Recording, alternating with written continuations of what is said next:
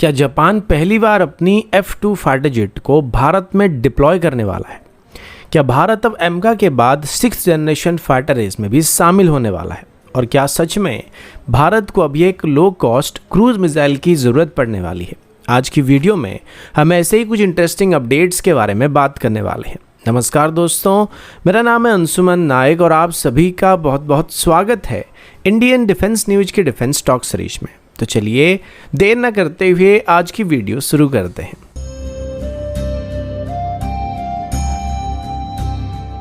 आज की पहली अपडेट इंडियन एयरफोर्स और जापान के बीच बढ़ते डिफेंस कॉपरेशन की तरफ से है। रिपोर्ट्स के मुताबिक जापान अभी अपने मित्सुबिशी F2 फाइटर एयरक्राफ्ट को भारत में होने वाले बायलैटरल एयर एक्सरसाइज के लिए डिप्लॉय करने की तैयारी किया जा रहा है। अगर ये डिप्लॉयमेंट होता है तो जापानीज F2 फाइटर का इंडियन टेरिटरी से ऑपरेट करना पहली बार होने वाला है।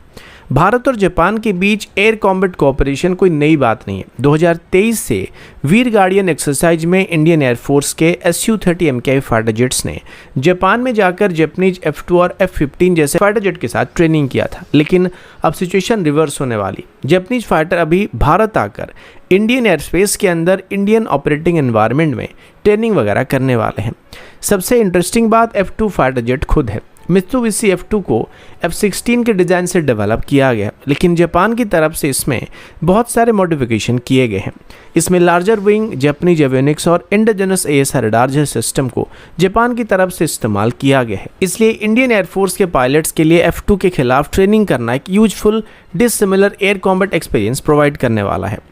इंडियन एयरफोर्स के पास पहले से ही Su-30 MKI, रफाल, मिराज 2000 और तेजस जैसे अलग अलग तरह के फाइटर एयरक्राफ्ट मौजूद हैं। ऐसे में F2 जैसे different radar architecture, electronic warfare characteristic और फ्लाइट कंट्रोल फिलोसफी वाले फाइटर के साथ ट्रेनिंग करना पायलट को कॉम्प्लेक्स एयर कॉम्बैट सिनेरियो के लिए प्रिपेयर करने वाला है। अब इस डिप्लॉयमेंट का स्ट्रेटेजिक एंगल भी काफ़ी इंपॉर्टेंट है। चाइनीज स्टेट मीडिया की तरफ से इसको भारत और जापान का चाइना फोकस्ड मिलिट्री कोऑपरेशन के रूप में पोर्ट्रे किया जा रहा है, जबकि भारत की तरफ से इसको बस एक फ्रेंडली एक्सरसाइज के रूप में देखा जा रहा है।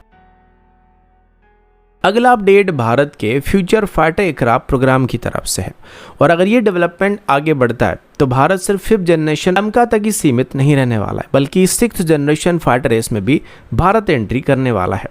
रिपोर्ट्स के मुताबिक मिनिस्ट्री ऑफ डिफेंस की तरफ से international 6th generation fighter programme में भारत को शामिल करने की डायरेक्शन में काम को शुरू कर दिया है। Parliamentary standing committee on defence की तरफ से भी 6th जनरेशन एयरक्राफ्ट की डेवलपमेंट और एक्विजिशन को लेके एक क्लियर रोड मैप को तैयार करने के लिए जोर दिया जा रहा है। जैसे कि आप सभी को ये बात शायद पता होगा कि भारत का current focus advance medium combat aircraft यानी एमका पर है, जो एक indigenous 5th generation fighter aircraft होने वाला है। लेकिन डिफेंस प्लानर का मानना है कि एमका के सर्विस में आने का इंतजार करने के वजह भारत को अभी से ही एक 6th जनरेशन टेक्नोलॉजी पर काम को शुरू कर देना चाहिए। रिपोर्ट्स के मुताबिक भारत अभी 2 मेजर इंटरनेशनल प्रोग्राम को क्लोजली मॉनिटर कर रहा था। पहला है यूके, इटली और जापान का ग्लोबल कॉम्बैट एयर प्रोग्राम यानी GCAP, जबकि दूसरा European future air combat system यानी FCS होने वाला था। अब इसमें FCS प्रोग्राम अभी लगभग कोलैप्स होने की स्थिति पर आ गया था, क्योंकि इसमें डसॉल्ट एविएशन और एयरबस के बीच मतभेद होने की वजह से एयरबस इसे पीछे हट चुका है, और अभी एयरबस की तरफ से साब के साथ मिलकर अपनी एक अलग ही एयरक्राफ्ट को डेवलप करने का प्लान बनाया जा रहा है। इसी वजह से फ्रांस की तरफ से FCS प्रोग्राम में भारत को ज्वाइन करने के लिए कई बार निमंत्रण दिया जा चुका है, और अभी FCS ऑप्शन भारत के लिए और भी इंपॉर्टेंट होता हुआ दिखाई पड़ रहा है, क्योंकि मिनिस्ट्री ऑफ डिफेंस की तरफ से पार्लियामेंट को बताया कि भारत अभी फ्रांस के साथ FCS में ज्वाइन करने को लेकर डिस्कशन शुरू कर चुका है, जो कि ऑफिशियल होने वाली है। सबसे खास बात यह कि भारत अगर इस प्रोग्राम को अर्ली स्टेज में ज्वाइन कर लेता है तो इंडियन कंपनीज और रिसर्च ऑर्गेनाइजेशंस को FCS के avionics, software, weapon integration, propulsion और मैन्युफैक्चरिंग जैसे एरिया में पार्टिसिपेशन का मौका मिलने वाला है। लेकिन इसके अंदर काफ़ी सारे डूज और डोंट्स भी होने वाले हैं, जिसके लिए डिटेल नेगोशिएशन काफ़ी ज़रूरी होने वाली है। कुल मिलाकर अभी 6th जनरेशन फाइटर की डेवलपमेंट में भारत का क्लियर स्टैंड देखने को मिल रहा है। अभी तक बस ये सिर्फ एक स्पेकुलेशन था और भारत 2 6th जनरेशन एयरक्राफ्ट को इवैल्यूएट कर रहा था, लेकिन अभी पहली बार पार्लियामेंट्री कमेटी की तरफ से FCS को लेकर क्लियर स्टैंड देने के बाद उम्मीद किया जा रहा है कि भारत अभी 6th जनरेशन रेस में शामिल होने वाला है। अगला अपडेट भारत के future long range precision strike capability की तरफ से है। क्या भारत को ब्रह्मोस और LR-LSM के बीच एक लो कॉस्ट मास प्रोड्यूस 500 किलोमीटर क्लास की सबसोनिक क्रूज मिसाइल की ज़रूरत है? मॉडर्न वॉरफेयर को देखा जाए तो इसका जवाब काफ़ी इंटरेस्टिंग होने वाला है।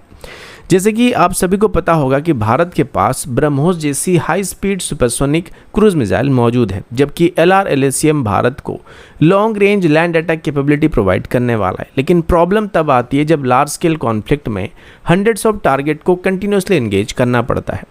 हर टैक्टिकल टारगेट के लिए ब्रह्मोस जैसी प्रीमियम वेपन का इस्तेमाल करना इकोनॉमिकली प्रैक्टिकल नहीं होने वाला है। Logistic hubs, ammunition depot, radar installation, fuel storage facilities और सेकेंडरी कमांड सेंटर जैसे टारगेट के लिए एक सिंपलर और comparatively low cost cruise missile ज़्यादा यूजफुल साबित हो सकता है।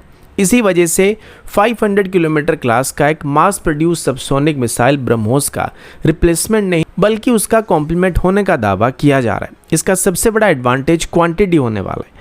लार्ज नंबर में मिसाइल लॉन्च करके दुश्मन की एयर डिफेंस नेटवर्क के ऊपर प्रेशर को क्रिएट किया जा सकता है, जबकि लिमिटेड इन्वेंट्री वाले हाई एंड मिसाइल को हाई वैल्यू टारगेट के लिए रिजर्व रखा जा सकता है। इस कॉन्सेप्ट को सपोर्ट करने वाला एक इंपॉर्टेंट डेवलपमेंट भारत के प्राइवेट डिफेंस इकोसिस्टम में भी देखने को मिल रहा है।